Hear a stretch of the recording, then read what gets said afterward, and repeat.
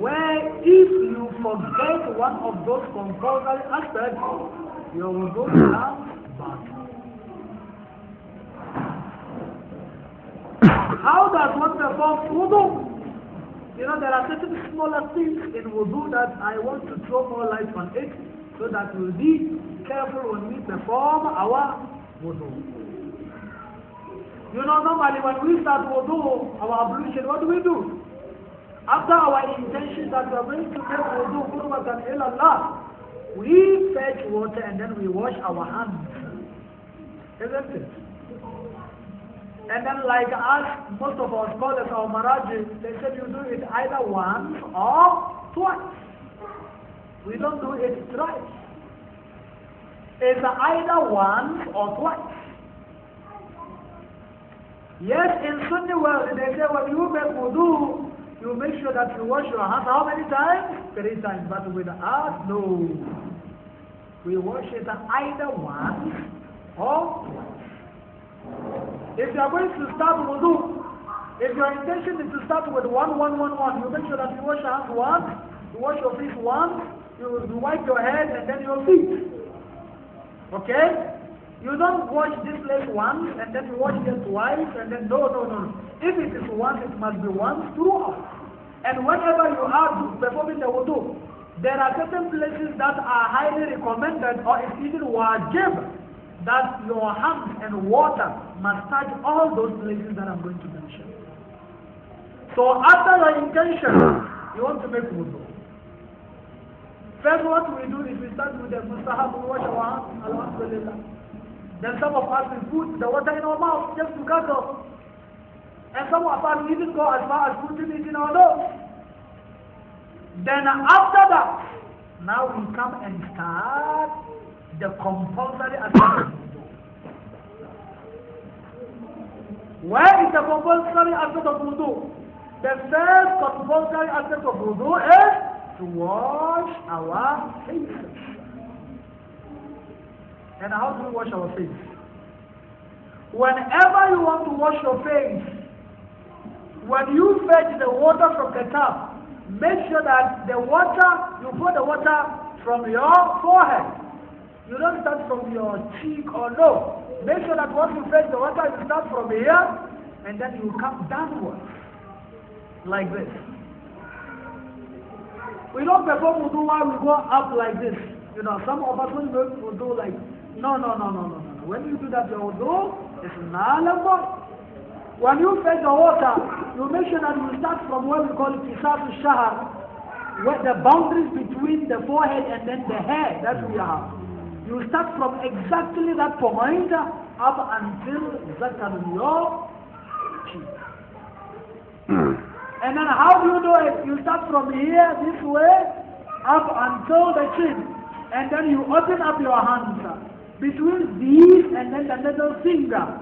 Where it covers is where it's wajib. Water must touch in between the middle finger and then the thumb.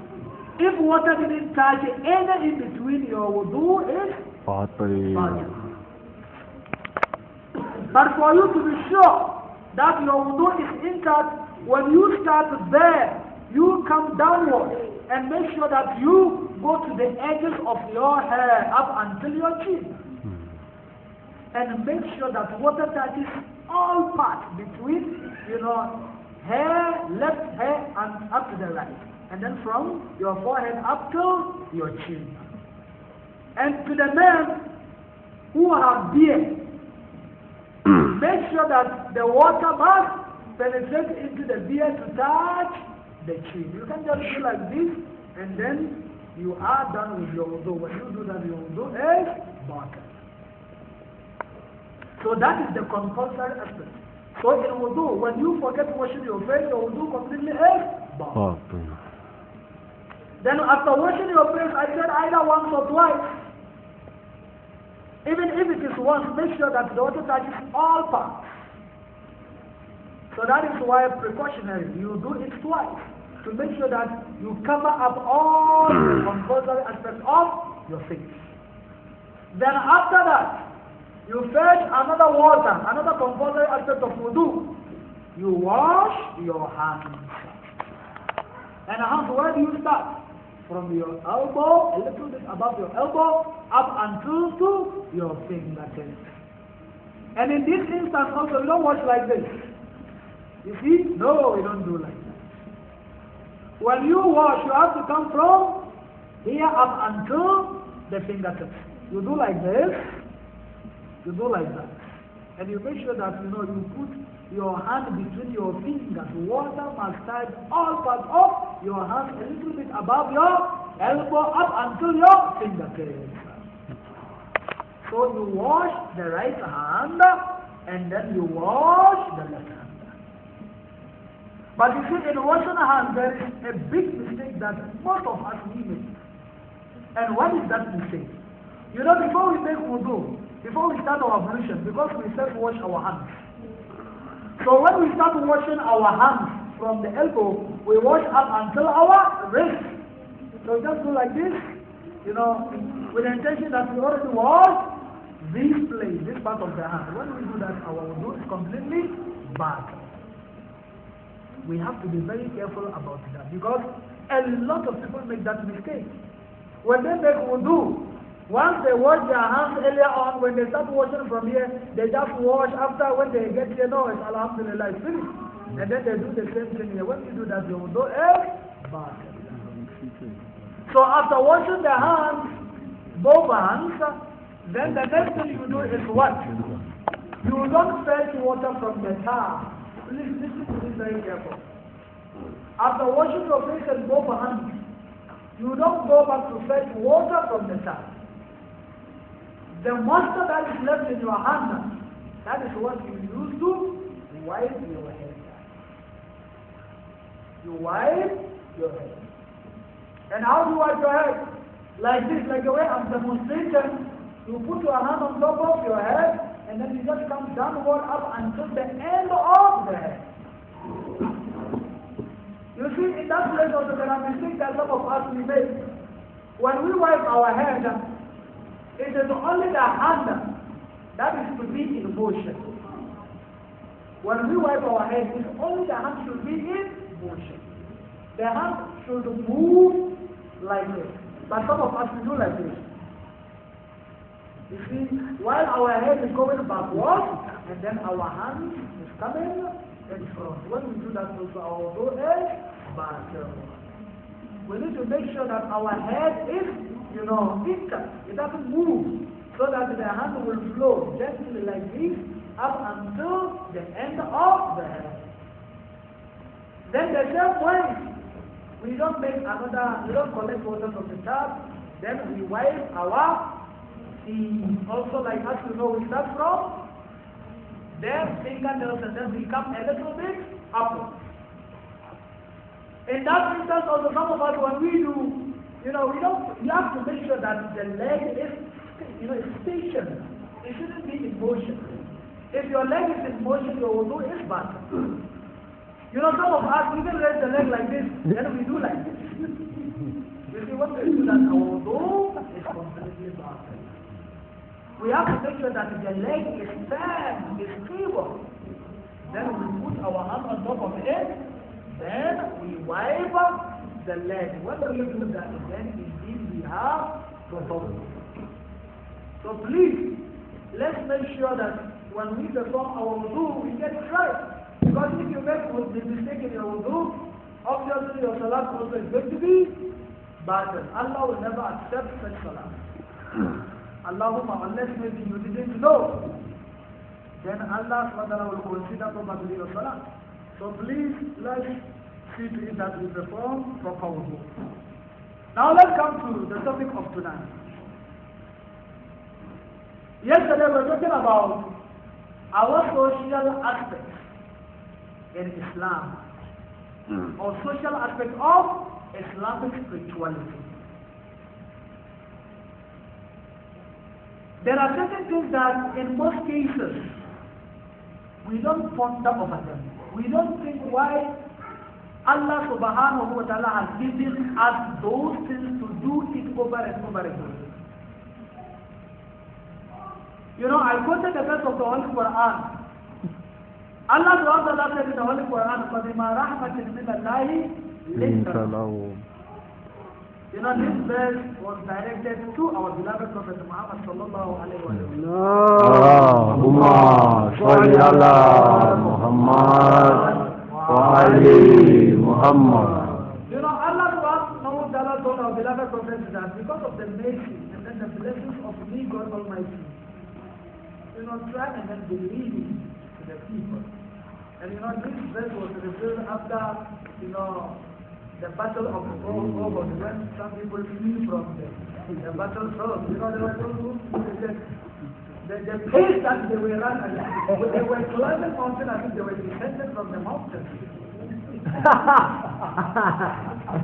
Because of the pace, you know, because of the way they were speeding. It's like, you see, when you drive and you are like 140, when you climb a mountain, you don't feel like you're climbing because the pace is too much.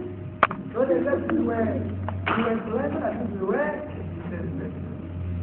But upon all that, Allah said, because of the blessings of Allah, no believe. Then Allah said, لو كنت فظا غليظ القلب, if you were someone who were harsh, the Prophet was someone who was very harsh, لانفضوا من حولك, you know, people were going to run away from him. You know, this applies to you and me also. Whatever that we do, we need to try and be lenient to people. Even if people do wrong to us, or even be harsh and trying to fast. Because when we do that, we are not creating that atmosphere for us to be able to correct the wrong that they have done. If somebody does something wrong to you, don't fight, you know, yes, reprimand, but it shouldn't be like a true system you want to fight tooth and nails and whatever. If you do that, you will lose that person, and you will never have the opportunity in your life to put him right. So Prophet said, Allah said to the Prophet, لو كنت فظا غليظا, if you were harsh, لانفضوا, people were going to flee from you. But look at what Allah said. فَاعْفُ عَنْهُمْ, forgive them. وَاسْتَغْفِرْ لَهُمْ, and ask Allah to forgive them.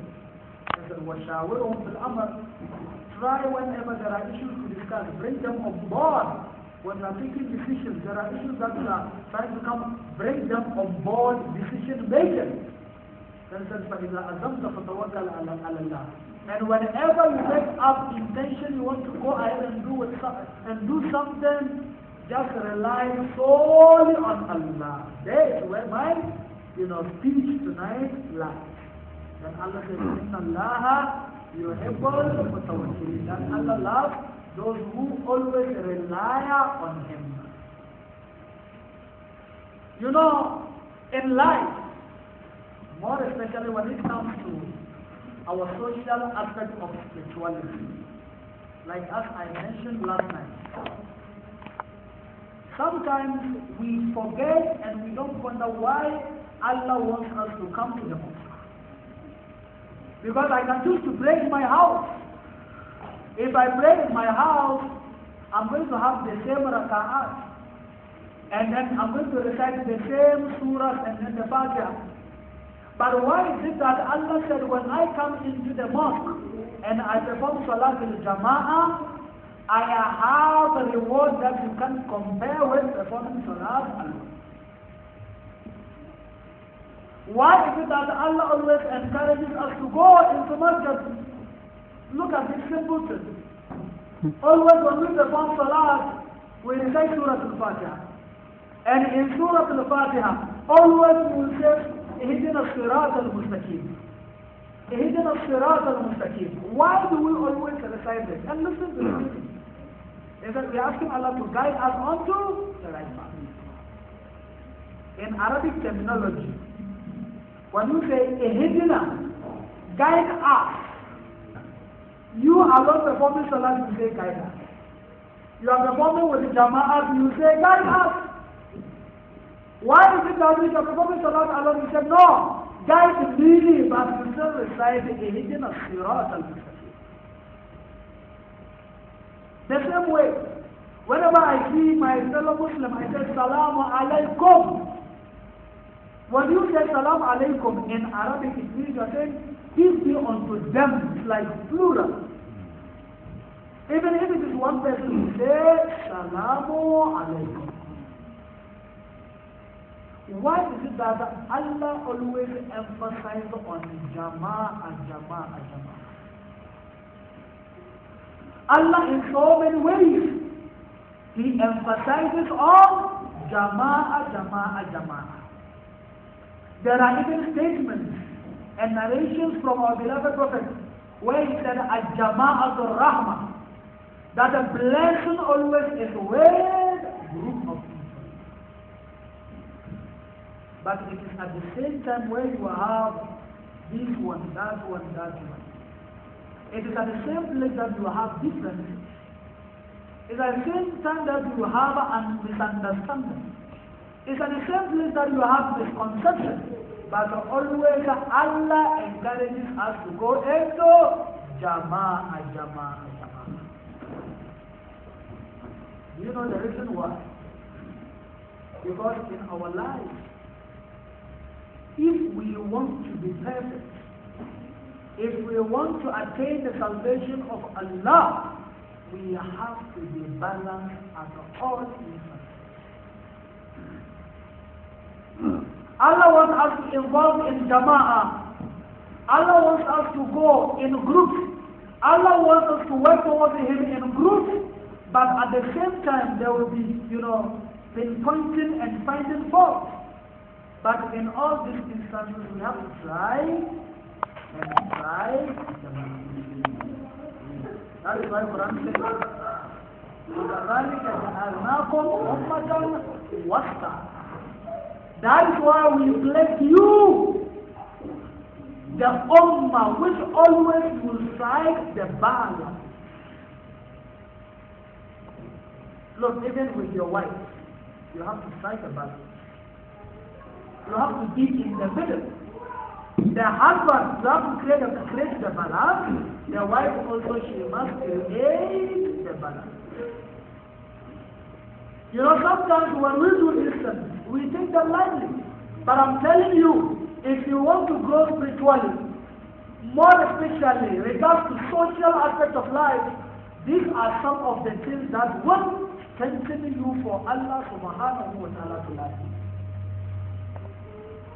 If you want Allah to love you, like that I said last night, it's not only because of your salat. Always you perform salat and you go to the masjid, but you don't talk to that one, you are fighting with this one, you hate to see this one in the masjid. No, which salat are you performing? I'm telling you, if you find yourself in that category of people, whereby you think, no, I only think about myself and Allah. So always, I will come to perform my salat. I don't care about that one. I don't care about this one. I am telling you, you are losing the social aspect of Islamic spirituality. Because it is true that when you strike the balance, you try always to strike the balance. You don't want to be extravagant. Neither like Al-Quran says that we shouldn't make our hands to be like this. And always we shouldn't make it like that. So we have to try to create the balance. So creating the balance is very important. Creating the balance is what makes us to places. Creating balance is what makes Allah subhanahu wa ta'ala to love us. Creating balance, that is what makes us to be able to realize the type of, the reason why we are created. I always give this example. Look at how Allah beautified marriage. I always say, when Allah subhanahu wa ta'ala was talking about sign, you know what we call sign of Allah? Ayatullah. Sometimes some people are called Ayatullah al-Ummah. He is a sign of Allah. Like all of us here, we are Ayatullah. Why are we Ayatullah? We are Ayatullah because of what? When somebody sees us, he sees Allah. Like Amir al-Mu'minin in one of his beautiful statements, he said, مَا رَأَيْتُ شَيْئًا إِلَّا وَرَأَيْتُ اللَّهَ قَبْلَهُ وَبَعْدَهُ وَمَعَهُ وَفِيهِ. That I have never seen anything on the face of the earth. Whatever that I see Allah either in front of it or behind it or beside it or in So once you look at something, you see the ayatullah. When you see your fellow human being, you see ayatullah. But sometimes some people are credited with ayatullah in al-Uzma, the sign of Allah the greatest. Why? Because those people, they lay down their lives to strike the balance to get nearness to Allah subhanahu wa ta'ala. They strike the balance. They love Allah. They love Allah and Allah also loves them. And as a result, they go to that level of being the sign of Allah, the greatest. Look at the signs of Allah. Allah has so many signs in this world. And in all the signs we need to strike a balance. Look at whatever creature that Allah has created. If you don't strike the balance, there is no way you will ever succeed. Are we going to talk about the sun or the moon or the stars or whatever? When you look at the sun, we need the sun. But when the sun becomes too hot, it becomes a problem also. Because when the sun becomes too hot, what happens to our cultivation? It cannot produce. So always the sun must strike the balance.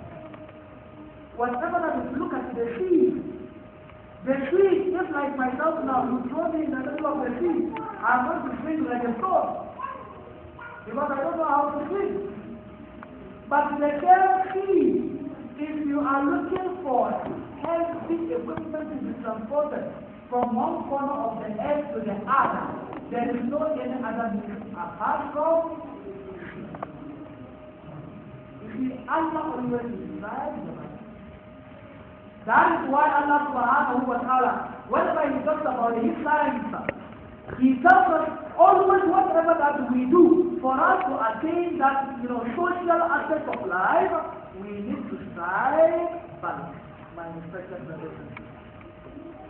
In whichever situation that we find ourselves, whatever that we want to do in our life, wherever we find ourselves, whether it is something that we love or something that we hate, we need to create that balance, which is very, very important. I shouldn't say because I hate you, and because of that even you hate Allah and I hate you, and you don't have food and I have food and I'm going to deny you that. When we do that, then we will not understand the meaning of the hidden of Sirat. Because we are not saying, Allah, I'm asking you to give me all. No, it's hidden now. Now we are in a group.